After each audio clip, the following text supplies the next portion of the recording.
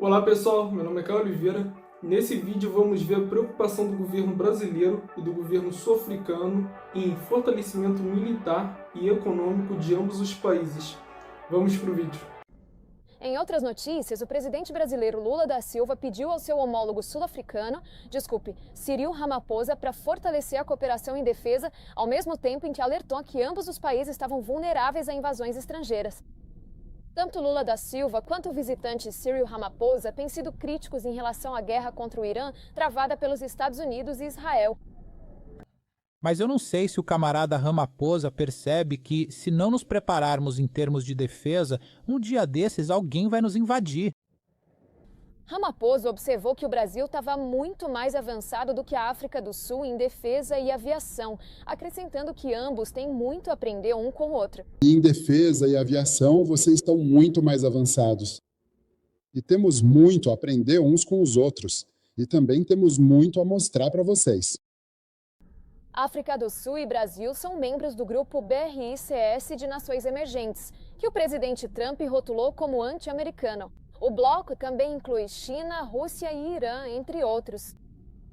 Lula da Silva tem sido especialmente crítico em relação às ações de Washington na América Latina, afirmando que o ataque à Venezuela, que levou à destituição do presidente Nicolás Maduro, ultrapassou um limite inaceitável. Antes disso, os Estados Unidos realizaram vários ataques aéreos contra supostos barcos de tráfico de drogas no Mar do Caribe e no Oceano Pacífico Oriental. Na semana passada, Trump chegou a se oferecer para ajudar líderes latino-americanos a combater os cartéis de drogas, realizando ataques com mísseis contra chefes do narcotráfico. O ministro das Relações Exteriores do Brasil e o secretário de Estado do ZEUAN, Marco Rubio, discutiram a decisão de Washington. Washington classificando as duas maiores facções criminosas do Brasil como grupos terroristas. E para saber mais sobre isso, estamos sendo acompanhados, na verdade, por Calden Ongmo, de Joanesburgo, que nos enviou este relatório. O presidente brasileiro pediu ao seu homólogo sul-africano, presidente Cyril Ramaphosa, que fortaleça a cooperação em defesa, alertando que ambos os países estavam vulneráveis a invasões estrangeiras em meio ao aumento das tensões geopolíticas. Lula fez esse comentário na segunda-feira, durante a visita de Estado de 2 dias de Ramaphosa ao Brasil. Ele também sugeriu que ambos os países explorassem o desenvolvimento industrial e tecnológico conjunto no setor de defesa. E não precisa depender e continuar comprando de fornecedores de armas estrangeiros. Tanto os países do Sul Global quanto os membros do BRICS foram rotulados como anti-americanos pelo ZEU, presidente Donald Trump. Entretanto, Pretória pediu um cessar-fogo imediato no Oriente Médio. Este é Calden Ongmo, de Joanesburgo, África do Sul. Foi o nosso Mundo. Há poucos instantes, o presidente Cyril Ramaphosa concluiu um pronunciamento ao lado do presidente brasileiro.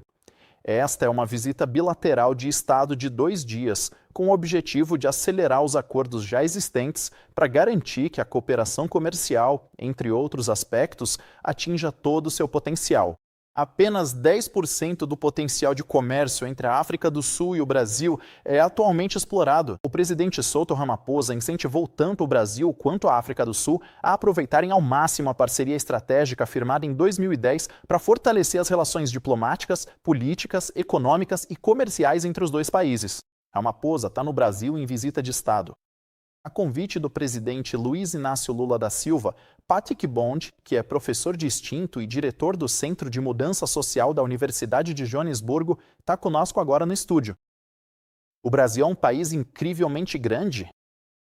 Na verdade, as estimativas populacionais estão próximas de 300 milhões, algo entre 250 e 300 milhões, o que seria um mercado enorme para a África do Sul se soubéssemos explorá-lo adequadamente.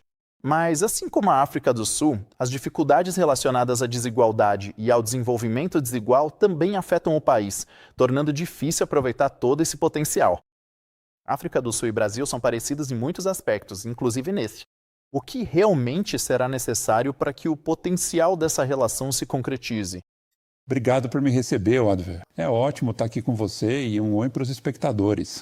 Olha, outra grande semelhança é que ambos são exportadores de produtos primários, mas o Brasil está adotando se beneficia do alto preço do petróleo. Eles têm uma empresa estatal chamada Petrobras. Essa empresa, na verdade, já tentou investir na África do Sul, nos campos offshore do Cabo Ocidental e do Cabo Setentrional, na verdade. E isso pode ou não dar certo. A Namíbia provavelmente tem mais chances. Houve outras duas empresas do Brasil, uma de construção, a Odebrecht, principalmente em Angola e um pouco em Moçambique, e outra, a Vale, principalmente em Moçambique. Mas elas são muito corruptas. Não digo isso sem respaldo legal, porque elas já foram processadas, assim como a Petrobras. Então, temos um problema. Produtos primários e empresas corruptas vindas do Brasil, e nós realmente não temos muito a oferecer ao Brasil, especialmente porque não conseguimos competir com os concorrentes chineses. Ambos os países vêm se desindustrializando porque estamos realmente sofrendo com o excesso de capacidade nos mercados chineses. Então, metade dos nossos carros agora vem da China e da Índia. Nosso mercado de aço foi esmagado. As fundições de cromo foram destruídas. Então, acho que essa é a semelhança. E ainda assim, Oliver, tanto a África do Sul quanto o Brasil nos BRICS são as principais democracias que, você sabe, são críticas aos Estados Unidos. A Índia sendo a outra anfitriã. No ano passado, o Brasil foi um anfitrião. Deixa-me te interromper aqui. Qual é a postura de Lula da Silva em relação ao Ocidente e, em particular, ao Trump americano? Atualmente, você... Sabe, é uma relação mista, porque uma vez que Trump se aliou ao principal concorrente do Lula, um homem chamado Jair Bolsonaro, seu antecessor como presidente, Lula já tinha sido presidente nos anos 2000. Sua sucessora, Dilma Rousseff, sofreu impeachment em um julgamento de corrupção forjado.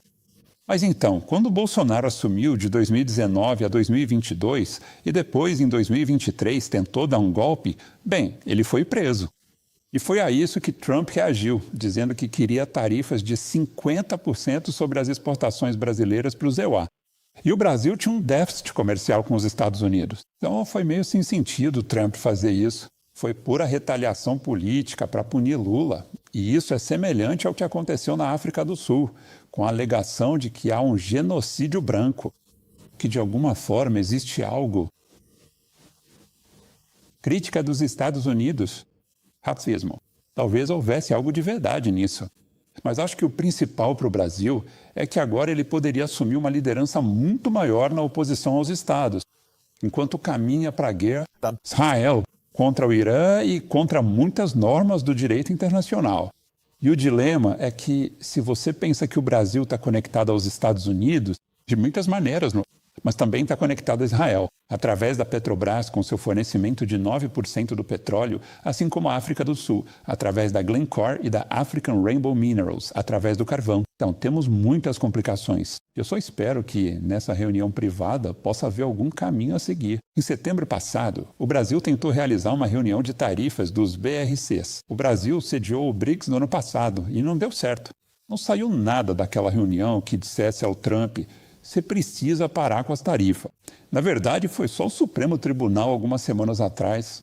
Então, talvez agora que a Índia vai sediar o BRCs, esse grupo, pelo menos África do Sul e Brasil, como as principais democracias contrárias ao BRICS, o imperialismo do EUA realmente consiga fazer alguma coisa. É nisso que esperamos que eles estejam consultando agora. Os recursos diplomáticos são finitos, tanto em termos de capacidade quanto de tempo. Por isso, é preciso calcular o custo de oportunidade ao se engajar diplomaticamente com outros países. A estrutura da economia política do Brasil justifica que a gente invista em uma relação bilateral com eles, ao invés de continuar investindo apenas no BRICs como um organismo multilateral e colher os benefícios por esse caminho, ao invés do que poderia ser visto como uma duplicação de esforços diplomáticos. Bem, também é uma duplicação de relações econômicas, porque ambos são exportadores de minerais. Quero dizer, as principais áreas em que provavelmente temos mais potencial de exportação seriam ouro e platina. Mas o mundo inteiro está demandando esses produtos. Os preços estão muito altos. Então, não vejo muito sentido no que o presidente Ramaphosa sugere, de que é preciso vir investir e negociar. Como eu disse, as 3 grandes empresas brasileiras tiveram um papel bastante desastroso aqui. Na verdade, trata-se mais de que essas são grandes democracias do sul global e que, se conseguirem romper com uma espécie de relação subimperial com o Ocidente, na qual às vezes acabam caindo, e realmente forem multipolares em sua essência. Essa é a expectativa, com o desejo de que os BRICS mudem as relações multilaterais. Isso poderia ser extremamente importante. E, novamente, não foi isso que ouvimos no discurso de alguns minutos atrás. O que ouvimos foi muito mais algo como: sinto cheiro de dinheiro no ar. Receio que isso não vá gerar muito mais do que o cheiro. Sim. Como eu disse, a população do Brasil é 3,5 vezes maior que a população da África do Sul. E, geralmente, isso representa uma vantagem econômica para um país que espera ser um exportador líquido para esse país.